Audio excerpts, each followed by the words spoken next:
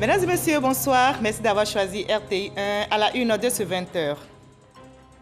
10 infrastructures socio-culturelles sportives de proximité seront bientôt construites. Le ministre Claude Daho-Paulin vient de lancer le programme. Le projet va coûter 17 milliards de francs CFA. Le ministre de la Promotion des Sports et du Développement de l'économie sportive a posé la première pierre dans la commune de Yopougon. Nous aurons un dossier dans ce 20h. Nous irons au Niger, devenu au fil du temps un important pivot pour les migrants. Dans ce pays, le pourcentage d'étrangers est élevé. On y compte des Ivoiriens. Mais comment ces derniers s'intègrent-ils dans ce pays situé dans l'une des régions les plus chaudes et les plus ensoleillées de la Terre? Élément de réponse tout à l'heure. Des professeurs, instituteurs, éducateurs et directeurs des études exerçant dans le privé repartent à l'école au nombre de 6 000. Ils ont suivi une formation à l'initiative du ministère de l'Éducation nationale et de l'alphabétisation. Objectif, renforcer leur capacité pour un enseignement de qualité. Le président français Emmanuel Macron annonce des discussions avec les talibans afin de protéger et rapatrier des Afghans en situation de risque. Depuis le changement de régime à Kaboul, la France a évacué plus de 2000 personnes de l'Afghanistan depuis le 17 août. Soyez les bienvenus sur RTI 1. Sans instruments de musique, ils chantent, dansent et font vibrer leur public. Leur mission et leitmotiv est l'évangélisation par la musique a cappella, un style qu'ils adulent et exercent avec art depuis leur enfance. On les reconnaît par ce nom, Even Singers. C'est un groupe de gospel a cappella composé de 5 jeunes hommes. Mais d'où leur vient ce talent musical? Comment chanter juste, capter l'attention du public sans instrument de musique? En quoi l'a cappella se distingue-t-il des autres styles musicaux?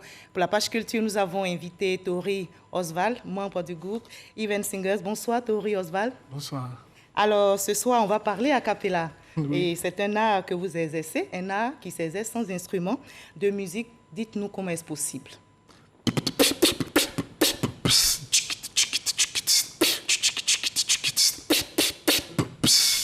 Oui, c'est possible d'exercer la musique a cappella seulement en utilisant la voix et les organes de phonation, et en le faisant, vous faites ce qu'on appelle la musique a cappella. Et on va en parler tout à l'heure. La suite, ce sera dans une trentaine de minutes. Vous nous en direz davantage, puisque ce soir, vous nous avez promis une belle page culturelle au rythme de la cappella. À tout à l'heure. Tori Oswald, vous restez pour le moment avec nous. On va commencer. 10 infrastructures socio-culturelles sportives de proximité vont être construites à Abidjan. Le ministre Claude Daho-Paulin vient justement de lancer le programme. Le projet va coûter 17 milliards de francs CFA. Le ministre de la Promotion des Sports et du Développement de l'économie sportive a posé la première pierre à Yopougon. Grace Kando nous en dit plus. La Budjanaise et la Marseillaise retentissent ici au lycée municipal de Yopougon. La coopération franco-ivoirienne est en marche. 10 agoras à hauteur de 17 milliards de francs CFA seront construits en Côte d'Ivoire avec l'appui de l'État français. C'est un projet d'équipe. À l'origine, il y a la volonté du ministre, cher Paulin Claude, la stratégie développée pour la Côte d'Ivoire de déploiement d'infrastructures sportives pour qu'il n'y ait pas que, je dirais, à Abidjan, que les jeunes puissent accéder à des infrastructures de qualité. Et donc, il y a tout un déploiement à travers la Côte d'Ivoire. Lancement donc du programme de construction et la pose de la première pierre de ces infrastructures socio-culturelles et sportives par les ministres Paulin Claude Daho et Nguessan Kofi. Monsieur le ministre de la Promotion des Sports et du Développement de l'économie sportive, en acceptant de construire les installations sportives ici, au lycée technique de Yopougon, ces installations auront aussi un impact positif sur la jeunesse de Yopougon, dans la mesure où des compétitions seront organisées en leur faveur à l'effet de les occuper sainement. Clé de répartition de ces agoras, 5 à Abidjan et 5 à l'intérieur du pays. Ça va permettre à nous les élèves de nous retrouver parce qu'ici nous avons beaucoup d'ateliers, nous ne nous voyons pas. C'est un projet salvateur pour nous. C'est un projet donc qui va rapprocher les populations en vue de développer davantage la cohésion. Selon le ministre Paulin Claude Daho, le paysage des infrastructures sportives en Côte d'Ivoire se métamorphose par un investissement de plus de 400 milliards sur 3 ans. Le programme Agora s'inscrit dans le cadre de la politique nationale du sport. C'est une inspiration de la grande vision du président Alassane Ouattara, qui veut que le sport soit source de création de bien-être pour les Ivoiriens. Il a surtout voulu que le sport ne reste pas simplement sur le terrain classique et ludique, mais que le sport devienne aussi, par les valeurs cardinales de fair play, d'acceptation de l'autre, de tolérance, que le sport serve à l'éducation de la jeunesse. Au nom du président de la République, François Sporer, représentant de l'ambassadeur de France en Côte d'Ivoire, a été élevé au grade d'officier du mérite sportif. La génération Mbétié de Débrémou a lancé ses activités hier vendredi. Le ministre d'État, ministre de l'Agriculture et du Développement rural y était. Kobena Kwasi Agumani a invité les jeunes à l'union, à la cohésion et à la paix. Il a par ailleurs procédé à la pose de la première pierre du deuxième bâtiment de la maternité du centre de santé urbain. Issa Tchounayo. Débrémou, localité située à 5 km de Dabou, a connu une ambiance particulière ce week-end. Et pour cause, la génération Mbédié lançait ses activités. Au menu, danse du terroir et prestations d'artistes.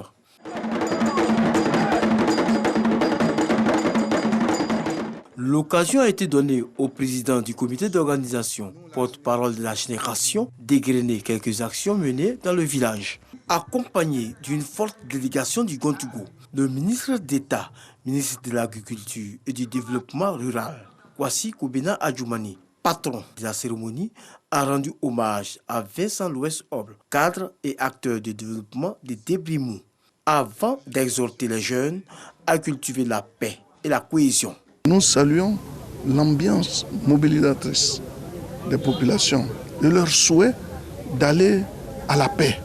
Parce que sans la paix, on ne peut pas développer un village. Nous avons posé des actes et que les populations elles-mêmes se rendent compte que les politiciens ne doivent plus les utiliser. Leur souhait, c'est d'aller au développement.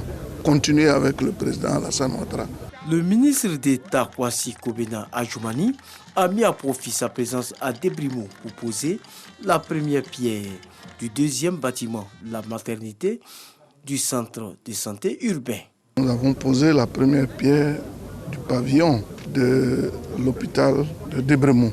Vous voyez dans quel état se trouve cet hôpital. Et il est de notre devoir aussi de rendre compte au ministre de tutelle pour que quelque chose soit fait dans ce village. En sa qualité de ministre de l'Agriculture et du Développement rural, Kwasi Kobena Adjoumani a conseillé aux populations de ne pas détruire les plantations de VA. Ouf de soulagement pour les producteurs de bananes plantains de la région du Bélier, particulièrement ceux du département de Toumoudi. Ils viennent officiellement de réceptionner une unité de production de sémoule de bananes plantains. L'unité a été inaugurée par la ministre gouverneur du district des Lacs, Raymond Goudou-Kofi. Et cette usine est destinée à transformer la banane plantain trop mûre en sémoule, nous apporte Léon Bro. La Côte d'Ivoire, pays agricole avec une production annuelle de bananes plantains comprise entre 16 000 et 20 000 tonnes, dont environ 40% de pertes, faute de conservation ou de transformation. En font les frais à chaque période d'abondance, commerçants et producteurs de bananes plantains. Quand j'envoie la banane, il y a beaucoup qui me gâtent. Je m'avais versé au moins 3 broulettes comme ça, 2 broulettes comme ça. Nous avons produit en 2000 plus de 50 000 tonnes de produits vivriers. Et pour la banane plantain, tout était pourri. Fini ces déperditions. Cette unité va transformer une tonne de bananes plantain trop mûre en sémoule au couscous et produire plus de 2 tonnes d'attiqués par heure. Soulagement des bénéficiaires, les 4 000 membres de la société coopérative Les Moissonneurs de Toumoudi. Cette unité est bienvenue pour nous aider, mais c'est encore petit pour la production que nous faisons. Actuellement, nous avons mis en place 100 hectares de manioc et 200 hectares de bananes plantains. En définitive, le Fonds interprofessionnel agricole, FIRCA, l'Université Nangui-Abrugwa et le district autonome des Lacs trouvent en cette usine le moyen d'autonomisation des régions et des populations tel que voulu par le chef de l'État par la création récente des gouvernorats de districts. Ce projet permet de valoriser cette banane trop mûre, d'obtenir des produits qui se conservent sur une longue période. Et tout cela va contribuer donc à la réduction de la pauvreté. Une des recommandations de son Excellence, Monsieur le Président de la République, a toujours été la proximité de ses ministres dans leur région avec les populations. Vous savez également que Madame la Première Dame s'est lancée depuis 2011-2012 dans l'autonomisation de la femme à travers le FAFSI. Nous avons donc pour devoir d'appuyer toutes ces braves dames qui se sont regroupées en coopérative afin de pouvoir produire énormément, mais également transformer. L'usine de Toumoudi porte à 3 le nombre d'unités de production de sémoules de bananes plantain et d'Atiéké en Côte d'Ivoire au terme d'un projet de FIRCA et de l'Université Nangui-Abrugwa mis en place par l'État et la France dans le cadre du contrat de désendettement et de développement C2D. On en arrive à notre dossier de ce 20h. Nous partons pour le Niger. Pays devenu au fil du temps un important pivot pour les migrants. Au Niger, le pourcentage d'étrangers est élevé. On y compte des Ivoiriens. Mais comment ces derniers s'intègrent-ils dans ce pays situé dans l'une des régions les plus chaudes et les plus ensoleillées de la Terre? La réussite à l'Ivoirienne au Niger, c'est un dossier signé Sidonie Davila. Vendredi soir, à peine arrivée à la maison, Mireille Boli a juste le temps de se faire une beauté. C'est le week-end, moment de retrouvailles et de divertissement, et cette jeune Ivoirienne vivant au Niger est pressée de retrouver les siens. La communauté ivoirienne au Niger reçoit un de ses anciens membres. Toutes les personnes réunies ce soir ont réussi à se faire une place au soleil au Niger. Une fierté pour leur hôte du jour, ancien fonctionnaire international. Alors c'est un plaisir pour moi de revenir au Niger et trouver mes jeunes cadets que j'ai pu fédérer autour de moi et utiliser leurs énergies et pour les aider à pouvoir s'épanouir. Et qui me font l'honneur non seulement de me recevoir et de me parler aussi de leur succès. Mireille Boli fait partie des personnes qui connaissent le succès. Arrivée en 2016 dans ce pays sahélien, elle est propriétaire d'une agence de communication. Alors, je suis venue au Niger en mission en 2016. J'ai été envoyée par une agence de communication qui devait s'installer au Niger. Et ma mission était d'installer cette agence-là, je l'ai fait. Et 2 ans après, j'ai vu qu'il y avait de très grandes opportunités. J'ai démissionné et avec la bénédiction de mes pairs qui m'ont envoyé au Niger, j'ai installé ma société en 2018. Alors, ça n'a pas été facile déjà en tant que femme, en tant que jeune, en tant qu'étrangère. En 2 ans, on a réussi à inscrire notre nom sur la place, dans le domaine de la communication au Niger. Des exemples d'Ivoiriens qui émergent, il en existe dans tous les domaines au Niger. Dans la capitale Niamey, Charles Conan, pur produit de l'INPH, Institut national polytechnique Houphouët-Boigny de Yamoussoukro, vole de ses propres ailes. Il gère une entreprise de sécurité électronique. C'est un domaine très porteur. Personnellement, je ne pensais pas être ici un jour, mais grâce à la structure avec laquelle j'ai travaillé, je me suis retrouvé ici pour la représenter. Et c'est comme ça que c'est parti. Être un modèle de réussite au Niger, c'est le leitmotiv de Niamey Assi Émile. Son histoire est semblable à celle de Mireille et de Charles. Il est arrivé au Niger en 2016 à la faveur de son premier poste. J'ai vu qu'il fallait que je vole mes propres ailes. Et j'ai démissionné de mon travail. Mais j'ai démissionné en faisant la bêtise de ne pas avoir un travail quelque part. Je suis parti voir un client et je lui ai dit que voici ma situation dans laquelle je suis. Je veux qu'il me donne de l'argent pour payer mon loyer. Il me dit non. Je ne donnerai pas de l'argent, mais te donner une commande. La commande a fait 450 000 francs. Aujourd'hui, on peut le dire, son courage a payé. Assi Émile, ce natif de Toumoudi, ville située dans le centre de la Côte d'Ivoire, a eu le nœud creux en optant pour la biomédecine. J'aime pas faire ce que tout le monde fait. J'aime les domaines pointus. Aujourd'hui, par exemple, dans tout le Niger, c'est ma société seule qui est habilitée à installer et à faire à former les gens qui travaillent sur les appareils Covid. Marguerite Nganza est un modèle au Niger. Depuis une vingtaine d'années, elle est dans la restauration.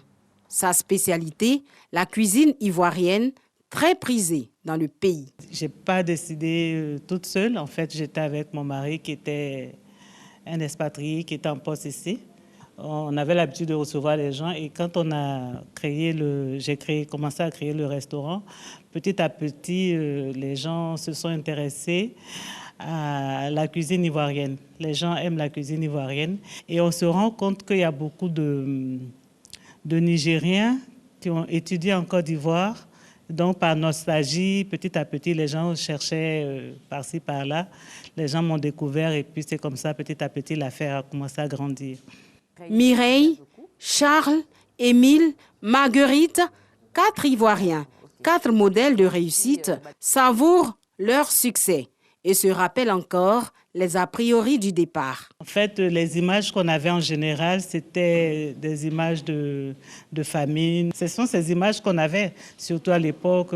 Donc, quand on arrivait, on était surpris d'avoir des jardins, d'avoir de la verdure. On avait d'autres idées, quoi. Quand je venais, il faisait tellement chaud. Quand l'avion a atterri, je voulais repartir avec le même vol en même temps, tellement qu'il faisait chaud. Nos pays africains commencent à se développer, mais il y a beaucoup de choses à faire au Niger pour des gens qui savent saisir les opportunités. Ces héros reconnaissent que leur parcours n'a pas été sans embûches. Généralement, quand il y a des cas spécifiques de difficultés, on se retrouve pour essayer de le gérer automatiquement. C'est pour cela qu'il y a eu la mise en place du fonds FACI, Fonds de solidarité à la communauté ivoirienne, qui permet de donner des prêts. La communauté ivoirienne au Niger, forte de plus de 4000 membres, est composée de plusieurs petites associations comme celle des cadres ivoiriens à l'initiative de ces retrouvailles. Il s'agit pour nous aujourd'hui de nous mettre ensemble comme nous le faisons toujours, comme un seul homme, pour recevoir notre doyen, notre inspiration, le doyen Siaka Bakayoko, qui a été véritablement la locomotive de la Team 225, qui n'est rien d'autre que le rassemblement informel des cadres ivoiriens au Niger. Le Niger, ce pays sahélien, est une terre d'opportunités et d'affaires selon les Ivoiriens qui y vivent. Mais pas facile d'émerger dans ce pays en voie de développement. Il faut pour réussir avoir de la détermination, de la persévérance et la foi comme l'ont expérimenté Mireille, Charles, Émile, Marguerite et bien d'autres Ivoiriens vivant au Niger. Des hommes et des femmes au parcours inspirant. Voilà, et quand on veut, on peut. Intégration et réussite des Ivoiriens au Niger. Un dossier réalisé pour vous par Sidonie Davila. Et justement, au Niger, comme en Côte d'Ivoire, on reste mobilisé et soudé pour vaincre cette pandémie de Covid-19.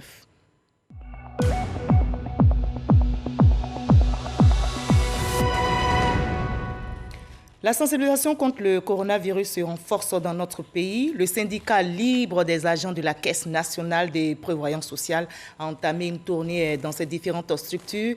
La CNPS sensibilise sur le port du masque et le respect des mesures barrières pour vaincre ce virus. Issa Tchonayeo. Le syndicat libre des agents de la CNPS vient d'entamer une tournée de ces différentes structures à l'effet de sensibiliser le personnel de la Caisse nationale des prévoyances sociales sur la pandémie de coronavirus. Première étape, l'agence CNPS de Treichville.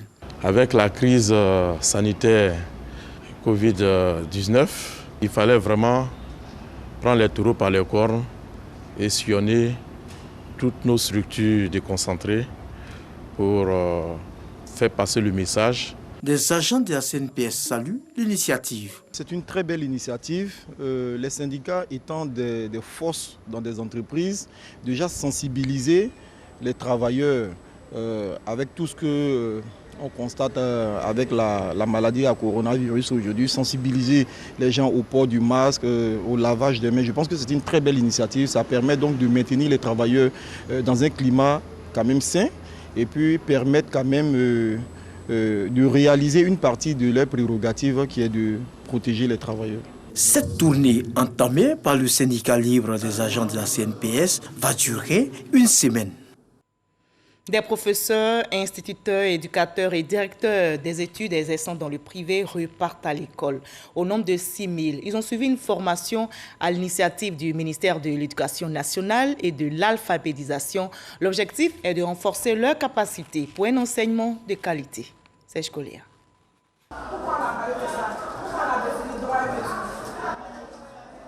Un cours de psychopédagogie en plein lycée moderne de Cocody. Les apprenants ne sont pas des élèves ordinaires.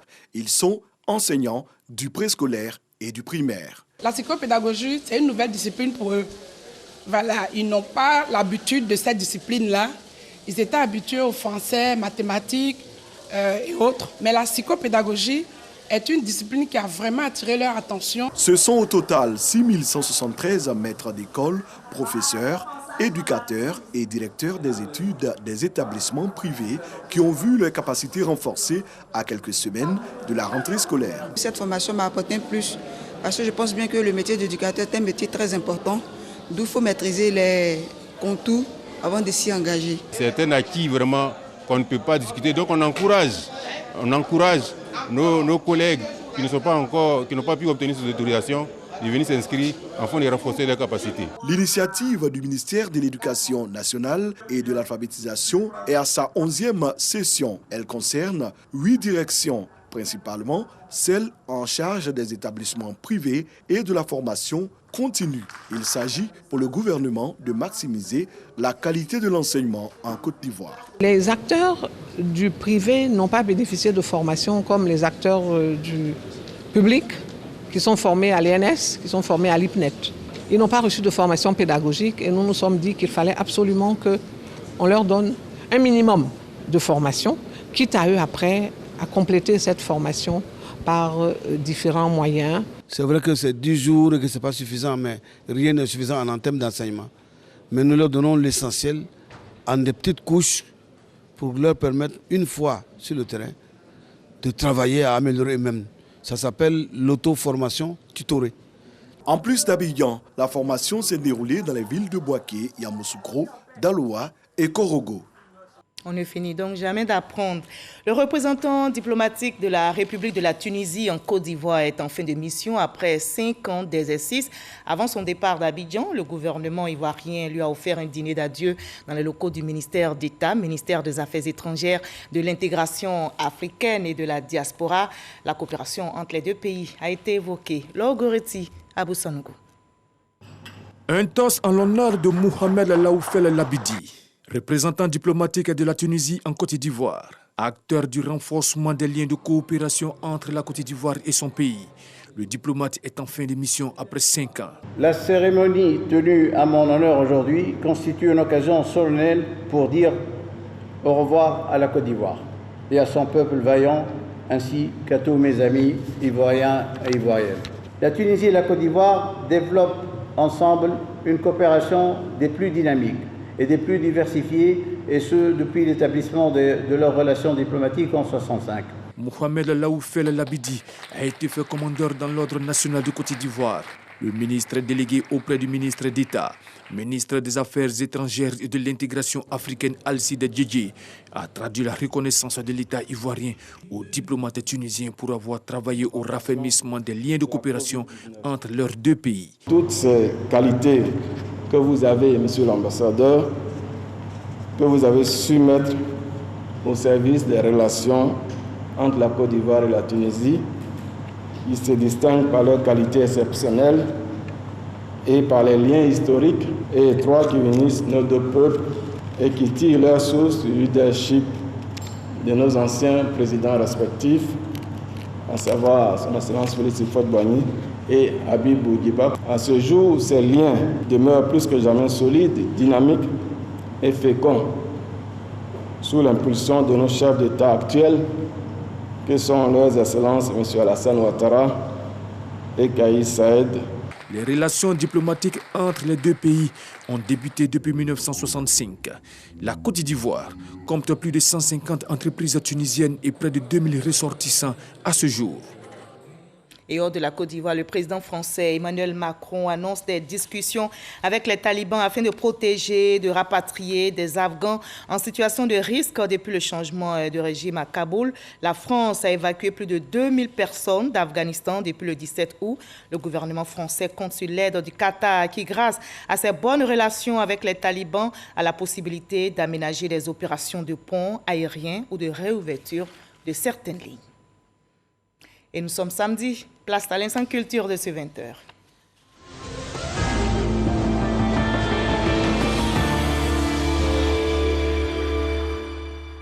Nous partons pour Botro, dans la région de Gbeke. Là-bas, la jeunesse nourrit un rêve, celui de pérenniser les valeurs culturelles des peuples Satiklan et Glo, et surtout faire de la localité une destination touristique. Et ils s'en donnent les moyens. Un festival culturel et artistique s'y tient depuis quelques années. L'Épagne est au cœur de l'édition. Théodore Zouzou, Franck Adio. Entrée rythmée et cadencée, le Goli en attraction au stade de Botro. C'est une danse traditionnelle importée du pays Ouan, centre de la Côte d'Ivoire.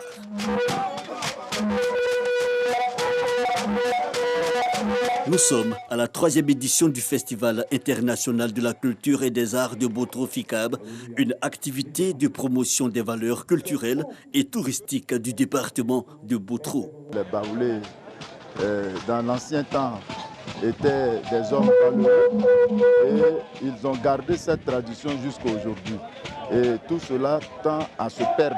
Et notre objectif, c'est de les mettre en valeur. La guitare à 3 cordes, dite guitare baouli, les danses adios, les masques initiatiques juvéniles appelés clos, ainsi que leurs aînés dérivés du Goli, tous sortis de leur tanière, ils rivalisent de créativité pour sortir le charme des danses baouli. À la grande satisfaction des gardiens de la tradition de Botro, de Diabo et de Languibonou, sans oublier l'autorité administrative et le représentant du parrain. Il y a beaucoup de choses que nos enfants ne connaissent plus. Avec ce festival, nous allons les faire revivre pour que, avec les images que nous avons, les supports numériques, nous puissions vraiment les garder pour que les générations futures puissent s'en approprier. Les jeunes gens qui ont eu l'initiative d'organiser ce festival sont à encourager pour la simple raison que nous partageons leur idéal de développement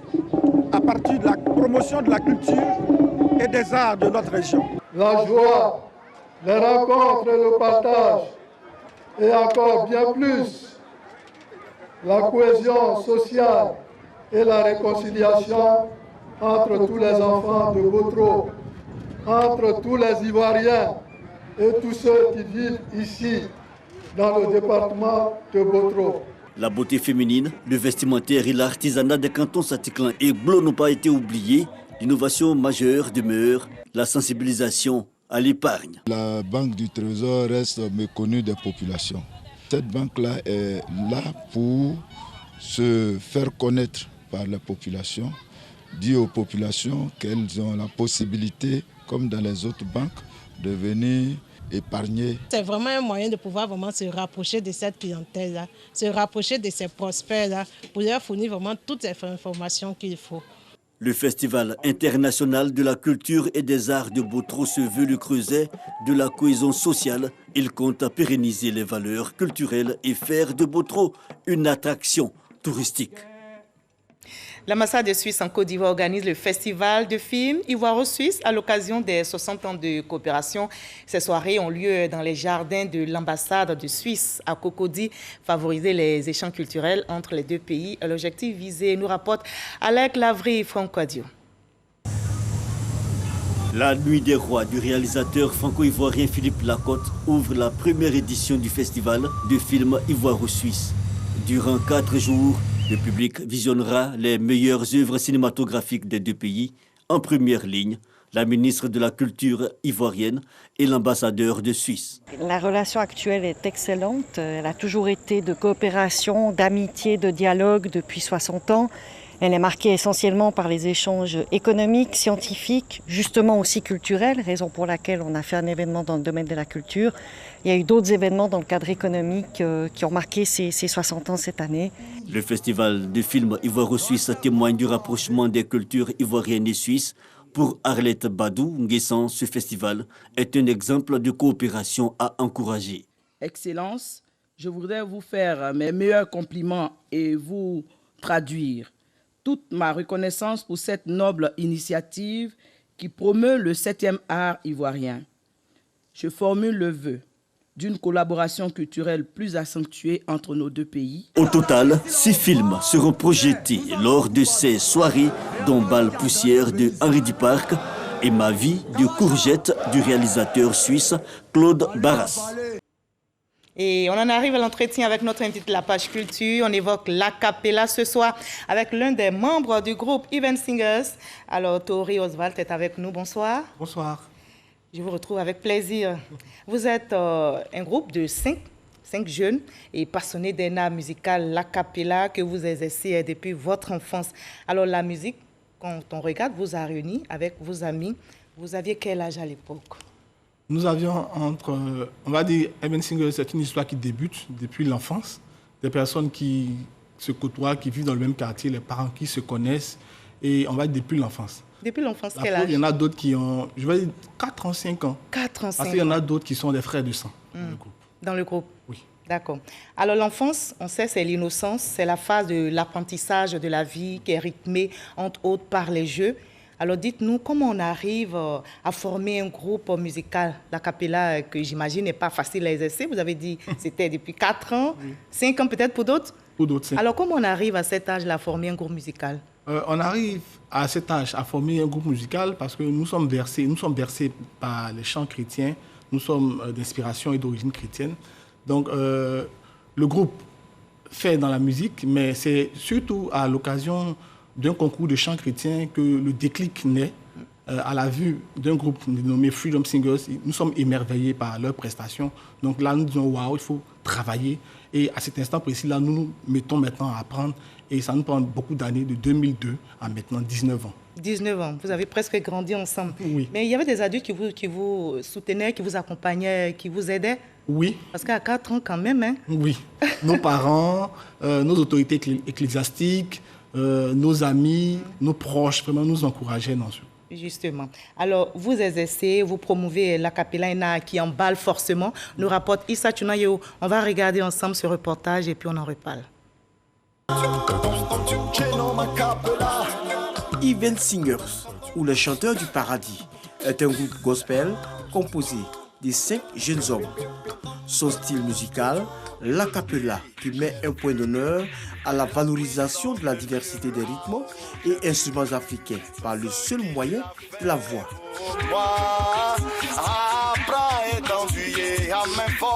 Créé en 2003, il faudra attendre 10 ans pour la sortie de leur premier maxi single.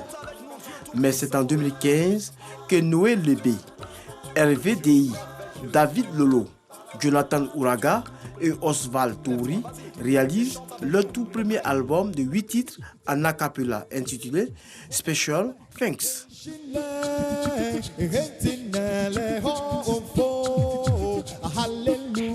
Ils remettent le couvert en 2019 avec leur deuxième album intitulé Notre adoration en a cappella.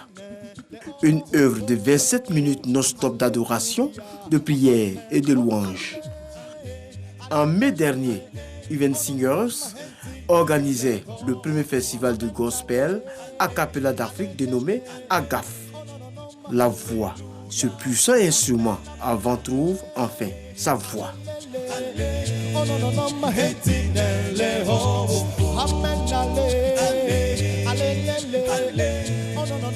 Voilà, des voix à savoir, reportage réalisé pour vous par Yannick Foumi et Issa Tunayo. Alors, dites-nous, Oswald, chaque membre du groupe Even Singers a un rôle spécifique qui donne une harmonie musicale presque parfaite, j'ai envie de le dire. Décrivez-nous maintenant ce rôle que chacun joue dans cet ensemble vocal. Comme nous l'avons dit au préalable, l'acapella, c'est de faire des organes de phonation, des instruments de musique. Et si tel est le cas, il faut que, bien évidemment, chaque individu se constitue comme un instrument pour que la musique soit parfaite, sinon l'harmonie soit plus belle à entendre. C'est dans ce sens que nous avons, par exemple, M. Tori Oswald, que je suis, fait ce qu'on appelle le beatbox, donc la batterie dans le jargon a cappella. Par exemple, je peux faire cet exemple pour vous. Vous avez dit une batterie imaginaire presque. Oui, imaginaire mais humaine. D'accord. On a par exemple Jonathan Nouraga qui fait la basse. Que vous n'avez pas à imiter. Non, que je ne peux pas imiter. Pourquoi?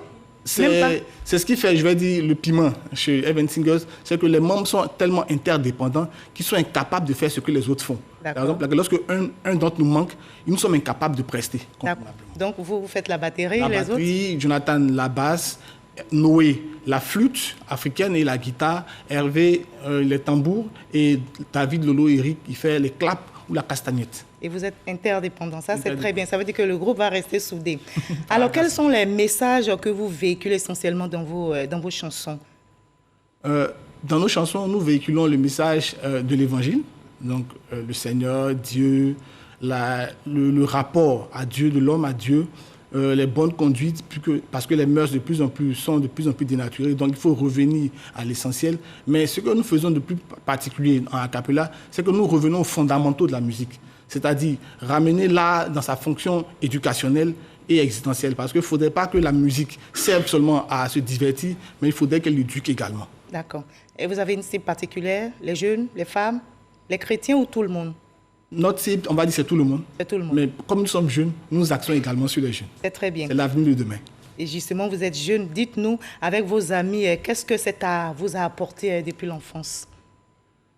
Depuis l'enfance, cet art nous a permis de rencontrer du monde, nous a permis de faire de belles relations, nous a permis d'avoir des amis, nous a permis d'aller dans des grands lieux.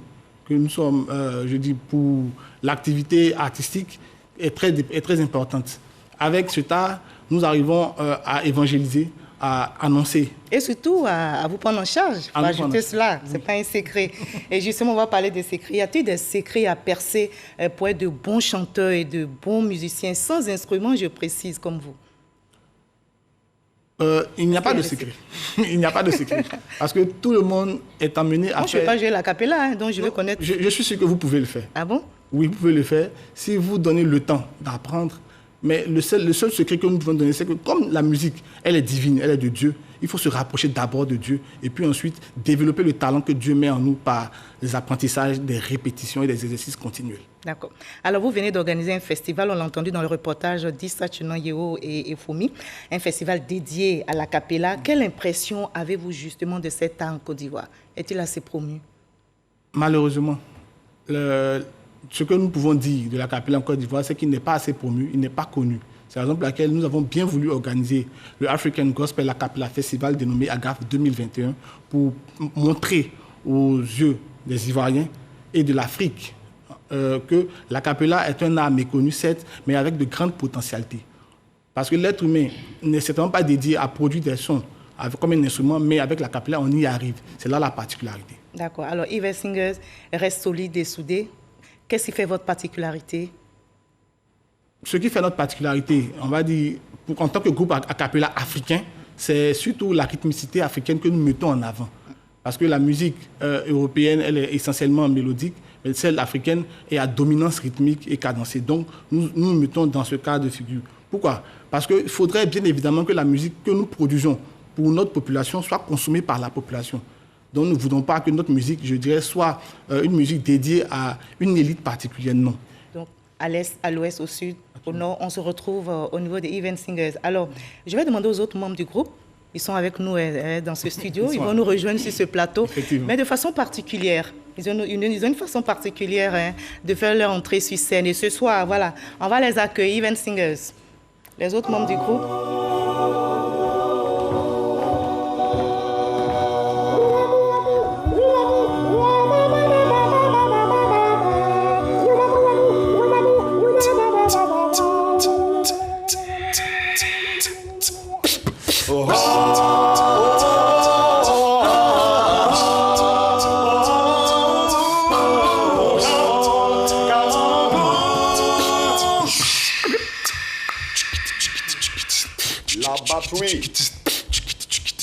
les percus,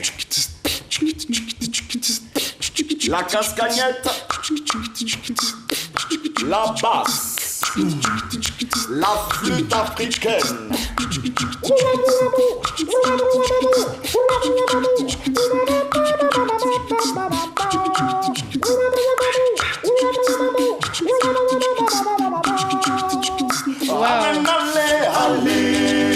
Allez, est-il les repos? Allez, allez, alléluia, amen. Voilà, j'ai tellement envie d'applaudir. Je vais applaudir, tout comme les téléspectateurs qui nous regardent. Alors dites-nous, Yvan Singer, quel est le plus grand rêve que vous caressez, que vous nourrissez? Quel est votre plus grand rêve en ce moment? Le plus grand rêve que nous caressons, c'est que la musique a cappella soit promue. C'est à cet effet que nous invitons, sinon nous appelons, nous lançons un vivement appel, on va dire aux autorités, aux mécènes, aux annonceurs, aux personnes férues de bonne musique et d'acapella, afin que cette musique soit promue. Merci beaucoup d'avoir répondu à nos questions. Merci d'avoir été notre invité de la page culture. On ne peut pas vous laisser partir comme ça. On va refermer ensemble ce journal. Je rappelle qu'il a été réalisé par Awa Savardogo. Merci à tous, surtout à l'équipe technique là-haut. Merci au superviseur, le rédacteur en chef Adama Kone. Merci surtout à vous de nous avoir suivis. Ils sont 5, je rappelle. Ils sont jeunes. Ils sont passionnés de leur art. Le groupe Yvan Singers vous dit au revoir maintenant sur une belle note d'acapella. Vive la culture ivoirienne. Prenez soin de vous. À demain 20h.